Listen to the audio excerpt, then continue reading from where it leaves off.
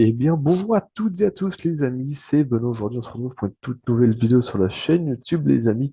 Donc aujourd'hui, au programme, on va tout simplement montrer un exemple de trade d'un schéma, d'un des schémas de ICT, d'un des modèles, ok? Donc avec de l'AMD, l'accumulation, manipulation, distribution. Donc, ce trade-là, on va le voir déjà théoriquement, ça va être sur l'USD CAD. Ok, donc là, ça, tout simplement, ce schéma-là, donc en montage, je pense qu'on remettra la photo originale, mais je vais vous expliquer déjà dans un premier temps, comme ça. Ok, donc là, vous avez votre Asian session. Vous allez avoir du coup une phase d'accumulation, donc ça va ranger, ça va être mou, il ne va pas y avoir de volume, ça va accumuler, ça va créer des liquidités. Et là, nous allons avoir déjà la première phase de manipulation. Les gens se disent, OK, on prend cette Asian session-là, c'est cette Asian session low, donc on va potentiellement pouvoir vendre parce qu'on a boss, les gens vont vouloir vendre sur cet order block-là, ils vont se faire trouer, ils vont dire, oh, ma main, ça peut associer. Les mecs, du coup, ils vont commencer à acheter, etc., etc. Hop, donc là, je remonte un petit peu. Là, on a notre phase d'accumulation, de manipulation, excusez-moi. On fait croire qu'on va passer haussier. Donc, en effet, on passe haussier sur du très très court terme. Et après de multiples prises de liquidité, donc généralement, ici, ces prises de liquidité, ça peut être les PDH, les PDLO, dans les configurations du coup à l'inverse. Donc là, c'est un setup vendeur. Un setup du coup acheteur, ça aurait été les PDL. Mais là, c'est les PDI, ça peut être aussi les Previous Weekly, les Previous Monthly High ou low. Enfin, des grosses liquidités. OK? Donc là, du coup, je vais juste marquer que ça passe un peu plus propre. Donc là, nous avons notre phase de manipulation après l'accumulation, donc la phase de manipulation. Et là, justement, après cette phase de liquidité, nous allons avoir des patterns. Donc, en l'occurrence, là, c'est un mitigation block. Nous allons avoir cette entrée pour avoir une très belle distribution et profiter de ce mouvement-là de distribution. Ok, très bien. Bon, évidemment, dans cette phase-là, il peut y avoir également des formats sous breaker block. Ok, ce qu'on vous dit, c'est surtout qu'il doit y avoir des patterns de retournement, forcément, qui se dessinent à l'endroit des prises de liquidité dans des order blocks, ce genre de choses. Évidemment, ce n'est pas à trader tout seul, c'est à compléter avec toutes vos connaissances ICT, des concepts de ICT, de smart money, vous appelez ça comme vous voulez. Vous regroupez plusieurs concepts, évidemment, que vous maîtrisez et vous essayez d'avoir un maximum de confluence pour avoir un maximum de conversation. Un maximum de confirmation, excusez-moi, un maximum de confirmation pour pouvoir prendre les trades. Ne prenez pas vos trades si vous n'avez pas beaucoup de confirmation. Essayez d'avoir vraiment un maximum de confirmation. Pour notre part, c'est ce qu'on fait. Voilà. Donc là, vous aurez eu un pattern de retournement et vous aurez pu rentrer potentiellement soit en OTE ou pas.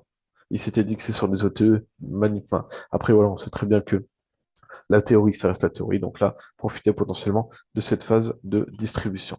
Voilà. Hop. Donc voici pour la théorie et voici maintenant pour le réel. Donc là, c'est sur du backtesting. Donc là, j'ai déjà tracé mes zones en M5, mes order blocs potentiels, étant donné que bah là, on était passé bearish, mais sur enfin, sur du plus gros time frame, on était haussier. On était bullish et là, on était bearish sur les dernières choses. Voilà, donc là, ici, on avait comblé les liquidités. Je me dis que potentiellement acheter, ça aurait pu être possible après avoir pris la zen session low. Donc là, déjà, voilà, nous avons la zen session, phase d'accumulation, évidemment, c'est morne, des setups, des scénarios se dessinent, ils disent ok, on va pouvoir vendre là, sauf qu'ils vont se faire avoir tout simplement par les acheteurs. Donc là, il y a de la liquidité à combler, on va avancer sur du backtesting, du coup, hop, on touche, on rentre dans l'order block, on aurait pu, bon, c'est pas le thème de la vidéo, on aurait pu potentiellement avoir cette entrée-là en achat. Donc là, évidemment, c'est une liquidité. Ici, juste avant, considéré comme une semaine potentiellement, juste avant notre order block M5. Hop. Donc, je rappelle que du coup, on est dans cette phase-là. Et ce que j'ai oublié de préciser, évidemment, c'est que lors de ce retour-là et la prise de la session high, très souvent, et même très souvent dans vos paires de devises, etc., vous allez voir qu'il va y avoir des retests au niveau des 50% de la session. Ok? C'est très très souvent qu'il va y avoir des réactions. Alors, les réactions sont là, oui. Après, quand je dis réaction, c'est pas forcément que ça va prendre le high d'avant ou le low d'avant. Ok? Je m'entends. Ça peut être une grosse réaction ou une petite réaction. Là, c'est quand même une grosse réaction de continuation. Donc là, Ça n'a pas réagi exactement au niveau des 50%, puisque en définitive, ça a été pris comme liquidité, mais c'est revenu du coup dans notre potentiel order block qu'il y avait ici. OK?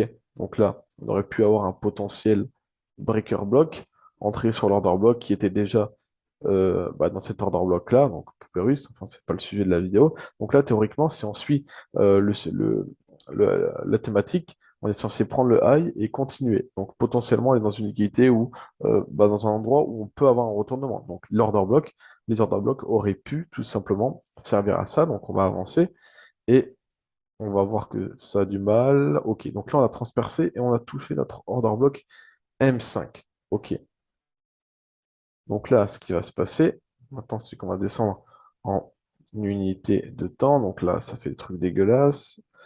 On continue, on continue, on continue. Ok, ok, ok, ok, ok, ok. Donc là, qu'est-ce que je vois, c'est que c'est pas forcément net, mais on peut considérer ça comme étant un breaker block. Ok, il va falloir juste attendre notre notre break market structure, notre boss, ici, pour évidemment nous dire que potentiellement ça peut repartir à la baisse. Ok, hop, donc là j'avance. Ok, ça mèche. Ok. Là on a eu confirmation. Là on a eu confirmation. Là on a un beau boss et on a de très très belles bougies baissières qui peuvent nous dire ok, il y a du volume, il y a de la puissance pour aller vers le bas. C'est potentiellement intéressant de rentrer en vente. Ok. Donc là on est dans un order block. Donc là ce que je vais faire c'est tout simplement tracer mes zones d'order block comme ceci.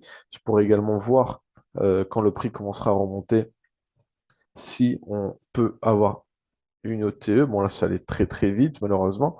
Je vais essayer de revenir juste avant. Ok, donc là, on a eu notre boss. Évidemment, ça dépend des brokers, hein. C'est FXM ou pas. Des fois, c'est pas de la mèche. Et puis même, pour moi, les mèches, c'est pas forcément. Enfin, c'est quand même important parce qu'en plus petite unité de temps, c'est du corps. C'est du corps. Ok? Donc voilà. Puis même si on regarde sur les droites, on a un boss. Voilà. Donc là, pour moi, c'est un boss. Ici, nous avons un beau breaker block potentiel avec un boss ici. Je regarde du coup où se situe notre zone d'OTE. Parfait pour l'order block. Je peux mettre mon short au niveau de l'OTE. Donc, moi, enfin, je rentre pas forcément tout le temps sur l'OTE, hein. Je préfère entrer sur des funny balance, des fair gap, etc., etc. Donc là, je le mets un petit peu en quelque sorte juste avant l'order block. Je mets mon SL, on va dire, à 8 pips, étant donné que c'est juste au-dessus de ma zone. Je suis pas là pour vous dire, vas-y, on peut resserrer à ça, on peut mettre au-dessus de la zone de TE, comme ça, je vais avoir un RR de 50 et je vais vous le vendre. Non, déjà, essayez d'avoir des RR de 2, 3, 4 régulièrement, euh, avec un taux de réussite qui est plus ou moins bon, même si c'est que de 50%, vous serez quand même rentable. C'est déjà très très important d'avoir des R de 2, de 3 qui passent tout le temps, plutôt qu'avoir des R de 100 qui passent une fois sur 1000. Vous ne serez pas rentable comme ça. Enfin bref, ça c'est... Voilà. Déjà, on peut avoir des targets. Déjà, le target théorique, ce serait forcément l'order flow, le premier order flow de ce lot-là ou du lot en dessous de la lot. OK? Donc, ça pourrait être celui-ci comme premier target ou celui-ci ou plus bas si je regarde en fonction du marché d'avant. OK? Ou alors en fonction, si vous tradez exactement votre plan, vous avez des R bloqués à 3,5, à 4, à 3, à 2, etc., etc. Là, on va dire, allez hop, moi je dis pour la vidéo, on va prendre ce target-là, donc on va dire un target à 6. On va prendre ce target-là, target à 6. Ok, très bien. Donc là, je rezoome. On avance. Donc là, on a vu la bougie juste avant, malheureusement. Ok, là, on aurait été déclenché. On a une très très belle réaction, du coup, lors de cette phase-là qui commence.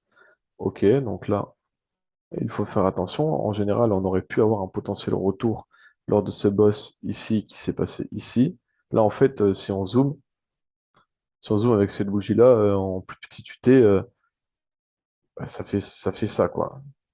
Donc au final, il y a quand même un boss. Donc Voilà. Après, moi, généralement, les renforts, je suis pas forcément fan parce que du coup, on double la position, enfin, on double le risque sur une même position. Je suis pas un grand fan de ceci. Donc là, on va mécher, on va faire des trucs bizarres. Ok, on va accumuler, on va remonter, peut-être combler la fin de l'imbalance. Hop. Donc là, on va peut-être revenir au niveau de notre point d'entrée. Et ce que j'ai oublié de préciser, excusez-moi, c'est que en liquidité interne, on aurait pu avoir cette mèche-là. Cette mèche-là, c'est très important. Vous parlez de liquidité interne juste avant de prendre les trades. Évidemment, vous impliquez tout ce que vous connaissez sur les concepts, la breaker block, SMT divergence, ce point pivot. Malheureusement, je ne peux pas vous sortir ces données-là parce que je suis en backtesting et qu'elles sont erronées parce qu'elles sont au jour d'aujourd'hui, pas au jour du trade. Voilà, donc cette mèche-ci, en plus petite UT, ça aurait pu être tout simplement considérée comme étant de l'inducement, donc de la liquidité interne, de la liquidité juste avant notre order block ici présent. Ok, donc très très important, ça aurait pu être considéré comme ça aurait pu être une confirmation potentielle en plus. Pas évident, mais présent. Ok, donc là on va remonter, on va mécher, on va revenir dans notre zone négative pour, au final, revenir. Et qu'est-ce qu'il va faire? Est-ce qu'il va nous sortir? Non, il ne va pas nous sortir. Donc là, on a un peu serré les fesses. On est censé être en phase de distribution. Est-ce que s'il bosse ce lot-là, qui est quand même assez important, parce qu'il a mis du temps à revenir ici, est-ce que j'ai oublié de préciser, c'est que généralement, ça se passe dans les kill zones et dans la session de Londres. Malheureusement, là, c'est dans la session new-yorkaise, en plus en plein donc la prise du trade s'est faite ici à 15h41, donc session new-yorkaise, et en plus en plein dans la kill zone. C'était vraiment magnifique dans l'OTE. OK? Donc là, on continue, on poursuit la phase de distribution. Est-ce qu'on va arriver à boss et à prendre ce potentiel lot-là, qui est celui-ci ou celui-ci? En réalité, vous pouvez choisir n'importe lequel, à partir du moment où, enfin évidemment, plus c'est gros, plus c'est visible, plus ça sera utile et fiable et solide.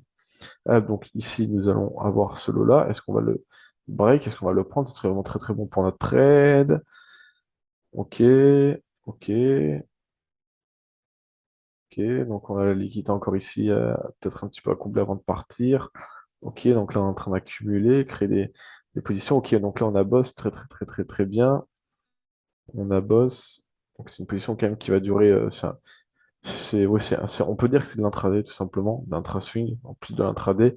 Ça a duré quelques heures ce trade. Hop, donc là on se dirige tout simplement vers notre target. Hop, ça continue, ça continue, ça continue. Ça a du mal à toucher notre TP final. Ok, donc au final, là, on a comblé toute l'imbalance de ce bloc-là. En réalité, vous aurez pu sortir bien avant, hein. Vous aurez pu sortir bien avant.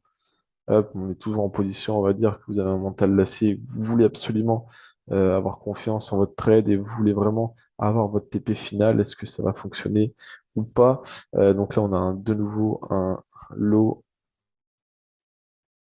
CTRL-C, CTRL-V qui s'est formé ici pour confirmer vraiment sur ces gros gros lots, ces gros niveaux de l'équité évidemment qui sont pris pour confirmer la baisse et la phase de distribution baissière. Eh bien oui, c'est un TP, une grosse phase de distribution qui continue. Après, là, il y a eu beaucoup de pièges de setup vendeur. Là, ici, encore une fois, vous avez de l'inducement. Ici, hop, vous avez de la liquidité. Donc, ça aurait pu potentiellement reprendre ce trade-là. Est-ce que c'était également dans l'OTE? Eh bien oui, eh bien oui, c'était tout simplement dans le TE. Pile poil sur le TE, vous aurez pu avoir ce second trade ici qui est dans le TE. Voilà. Donc, quelle tête ça en M5? Donc là, on avait potentiellement ce trade-là, évidemment avec ce boss-là et l'OTE qui était visible également. Voilà, voilà, voilà. Donc, magnifique trade de passer. Évidemment, c'est pas aussi beau que lorsqu'on parle de théorie. Bien évidemment, c'est des concepts qui fonctionnent, qui ont été prouvés, qui fonctionnent très très bien. Et du coup, voilà. Sur ce, les amis, j'espère que la vidéo vous aura servi. J'espère que vous aurez aimé la vidéo. N'hésitez pas à partager, à liker, à commenter la vidéo. Ça fait vraiment très très très plaisir vu qu'on va recommencer à sortir des vidéos plus ou moins régulièrement et en route pour les 2000 abonnés. Et sur ce, je vous dis bah, à très très bientôt pour une nouvelle vidéo. Ciao ciao et bon apprentissage.